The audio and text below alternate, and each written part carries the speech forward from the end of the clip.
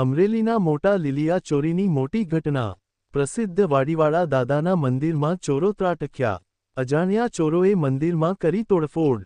અંદાજે ₹3.50 લાખના મુગટ અને છતરની થઈ ચોરી. સાંજના સમયે ચોરો ચોરી કરી થયા ફરાર.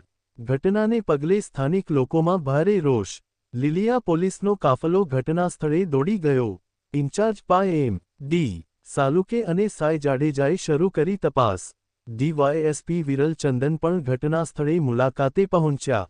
પોલીસે આસપાસના વિસ્તારોમાં ચોરોને પકડવા ચક્રો ગતિમાન કર્યા. રિપોર્ટર સમીર ખોખર, અમરેલી. હનુમાનજીનું મંદિર, દરેક લોકો અહીંયા આવે છે, આખા ગામના માણસો, અને શનિવારે તો એટલી ભીડ રહે છે ને. અમારું આ પુરાણું મંદિર છે અને બહાર ગામથી લોકો એટલા વધારે છે. અને આજે સવારે અમારે એક ભાઈ પરિવારના અહીંયા આવ્યા, એટલે એ દીવાબત્તી કરવા સવારે ને સાંજે 2 ટાઈમ આવે છે. અને એણે આવીને જોયું તો મંદિર ખુલ્લું હતું અને સત્તરને મુંગટને એ બધું ગાયબ થઈ ગયું. અને પછી પોલીસ સ્ટેશને જાણ કરી એટલે એ સ્ટાફ આખો અહીંયા આવ્યો. અને ડીઆઈએસપી સાહેબ અમરેલીથી પધારેલા છે, એણે પણ તપાસ કરી.